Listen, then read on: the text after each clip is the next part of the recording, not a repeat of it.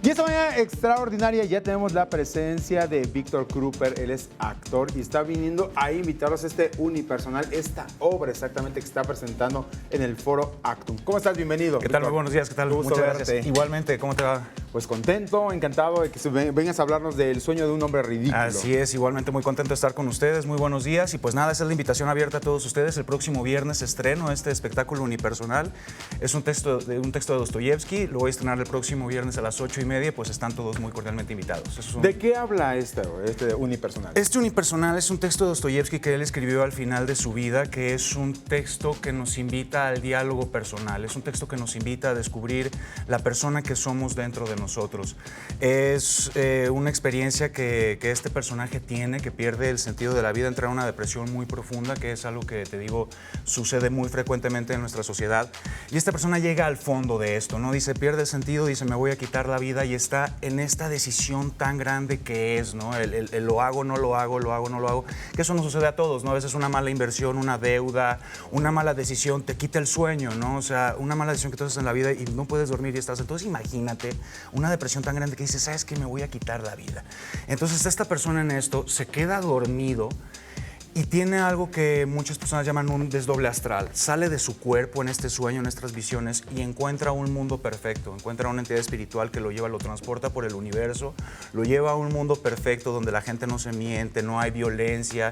Él encuentra este mundo donde la gente se quiere los unos a los otros, y él, viniendo de este mundo en el que nosotros vivimos, les enseña la mentira, nos transgrede, les enseña la violencia, la lujuria, sin querer, ¿no? Él solamente siendo como somos todos nosotros, ellos lo aprenden, y él se da cuenta y encuentra que entonces el ser humano en realidad en el fondo es bueno. Lo que nos enseña la maldad es la sociedad, y lo que vamos aprendiendo a lo largo de nuestra vida nos vamos contagiando de maldad, ¿no? Entonces, él descubre esto en su sueño, se despierta, regresa a la vida y entonces trata de comunicarlo a sus semejantes, y es entonces que es tachado de ridículo, porque pues en la sociedad todo nos invita justamente a lo contrario, ¿no? A la competencia, a la violencia, al consumo. Entonces, pues todas las personas que hablamos de bondad, de paz, somos tachados de ridículos, ¿no? Y de inadaptados.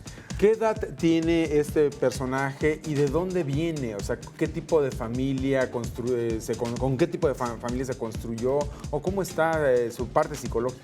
Muy bien, yo trato de localizarlo en un lugar indeterminado, en un tiempo indeterminado, justamente para que las personas solamente se concentren en la anécdota, ¿no? Para que no tengan que ubicarse en Rusia, en tal siglo, ni en México, en tal lugar. No, esto sucede en cualquier tiempo, en cualquier lugar, porque, repito, es un proceso interior. Es algo muy particular. Dostoyevsky sufría de epilepsia y era alcohólico. Tuvo una vida terrible. Entonces, el hecho de la epilepsia y este dato de que él haya tenido una experiencia de salir de su cuerpo, hay personas que piensan que realmente a él le sucedió. Lo escribió 4 años antes de su muerte y está incluido en una colección que se llama El diario de un escritor, que él escribía textos muy personales, ¿no? Entonces es un texto muy rescatable por eso, llama mucho la atención por ese punto. ¿En dónde se ha presentado? Nunca se ha presentado en México, Nunca. nunca se ha presentado en México. Estuve investigando, hay una versión en España que se hizo el año pasado, hay otras versiones en Argentina, pero es que es un reto. O sea, realmente para un actor es verdaderamente un reto este texto, no solamente por la longitud, sino por el contenido. Es muy difícil realmente mantener la atención del público por la longitud del texto. Entonces, pues me atrevo a decir orgullosamente que nunca nadie lo había montado en México. Trato de salir del esquema típico de montar Siglo de Oro y Shakespeare, que es casi siempre lo que se monta en México, lo que más montamos.